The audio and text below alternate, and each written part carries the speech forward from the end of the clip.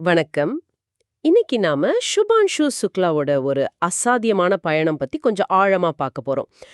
நம்ம கிட்ட இருக்கிற சுபான்ஷு சுக்லா விண்வெளி வீரரின் பயணம்ங்கிற அந்த ஆதாரத்தை வச்சு தான் பேச போறோம். ஆமா. லக்னோல ஆரம்பிச்சு இந்திய விமானப்படை அப்புறம் சர்வதேச விண்வெளி நிலையம் வரைக்கும். வாவ். எக்ஸாக்ட்லி. இது சாதாரண விஷயம் இல்ல. லக்னோல பிறந்த ஒருத்தர் எப்படி ஃபைட்டர் பைலட் ஆகி அங்கிருந்து முதல் இந்தியரா ஐஎஸ்எஸ்க்கு விண்வெளி வீரரா போனாருங்கிறத விரிவா அலசலாம். நிச்சயமா. இது வெறும் ஒரு தனிநபர் சாதனை மட்டும் இல்ல பாருங்க. இதுல நிறைய விஷயம் அடங்கியிருக்கு. ஒரு ஃபைட்டர் பைலட் விண்வெளி மேயரா மாறுறதுங்கிறது ஒரு பெரிய டிரான்சிஷன். ஆமா. அதுவும் இது இந்தியாவின் விண்வெளி திட்டங்கள்ல, குறிப்பா அந்த மனிதர்களை அனுப்புற திட்டங்கள்ல ஒரு மைல்கல்னே சொல்லலாம். சரி. அப்போ முதல்ல இருந்தே ஆரம்பிக்கலாமா? லக்னோல அவரோட ஆரம்ப காலம், படிப்பு இதெல்லாம் பத்தி உங்க ஆதாரம் என்ன சொல்லுது? ஆதாரம் அவர் லக்னோல கொடிச்சதா சொல்லுது. அதுக்கப்புறம் நேரடியா இந்திய விமானப்படைக்கு வரார், ஒரு போர் விமானியா. ஓகே. ஒரு போர் விமானியா கிடைச்ச அனுபவம் அது எப்படி இந்த விண்வெளி பயணத்துக்கு ஒரு அடித்தளமா இருந்துச்சு? நல்ல கேள்வி. அதாவது ரெண்டுமே ரொம்ப ஹை ரிஸ்க் வேலை தான். போர் விமானத்துல அந்த வேகம், ஜி-ஃபோர்ஸ் தாங்கிறது, உடனடியா முடிவெடுக்கிறது இதெல்லாம் ஒரு விதமான பயிற்சி. சரி. ஆனா விண்வெளி வீரருக்கு தேவையானது கொஞ்சம் வேற. மைக்ரோ கிராவிட்டியில வேலை செய்யணும், ரொம்ப சிக்கலான மெஷின்களை கையாளணும். அந்த போர் விமானிக்குரிய ஒழுக்கம், மன உறுதி இதெல்லாம் கண்டிப்பா ஹெல்ப் பண்ணியிருக்கும். ஆனாலும் இது ஒரு புதுக்களம். புரியுது.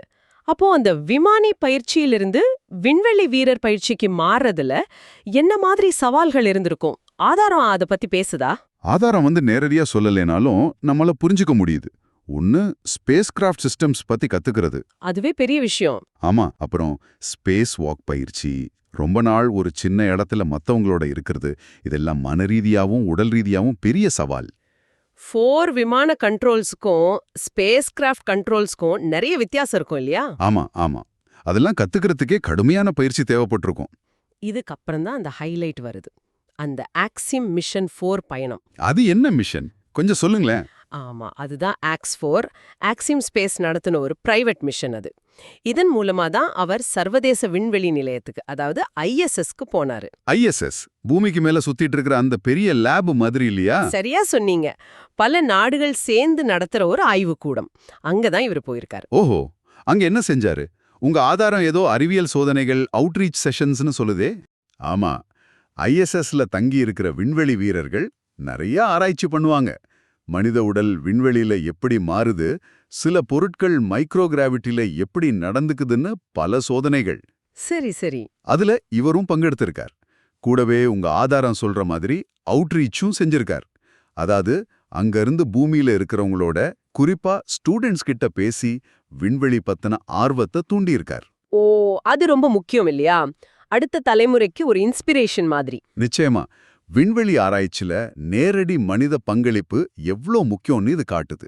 அப்போ இந்த பயணம் முடிஞ்சு பூமிக்கு திரும்பினதுக்கு அப்புறம் இதோட தாக்கம் என்ன?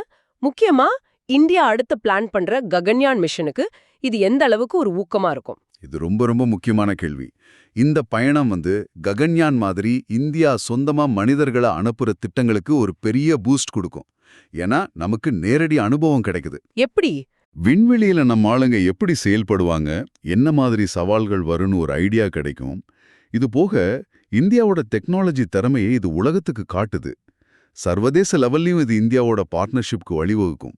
இது ஒரு நல்ல ஆரம்பம். அப்போ சுருக்கமா சொல்லணும்னா, சுபான்ஷு சுக்லாவோட இந்த பயணம் ஒரு தனிப்பட்ட வெற்றியை தாண்டி இந்தியாவோட விண்வெளி கனவுகளோட பிரதிபலிப்புன்னு சொல்லலாம் இல்லையா? லக்னோ டு ஐஎஸ்எஸ் நினைச்சு பார்க்கவே பிரமிப்பா இருக்கு. சரியான வார்த்தை. பிரமிப்பு தான். இது ஒரு தனிநபரோட கதை மாதிரி தோணினாலும் இதுல ஒரு தேசத்தோட லட்சியம், விடாமுயற்சி, அறிவியல் முன்னேற்றம் எல்லாம் அடங்கியிருக்கு. வளர்ந்து வர இந்தியாவோட ஒரு முகம் இது. சரி, இப்போ நீங்க யோசிக்க வேண்டிய ஒரு விஷயம் இருக்கு. சுக்லா மாதிரி தனிநபர்களோட இந்த அசாதாரணமான பயணங்கள் எதிர்காலத்துல ஒரு தேசத்தோட ஒட்டுமொத்த கற்பனையும் அவங்களோட அறிவியல் பாதையும் எப்படியெல்லாம் மாத்தி அமைக்க முடியும்னு நீங்க நினைக்கிறீங்க? யோசிச்சு பாருங்க.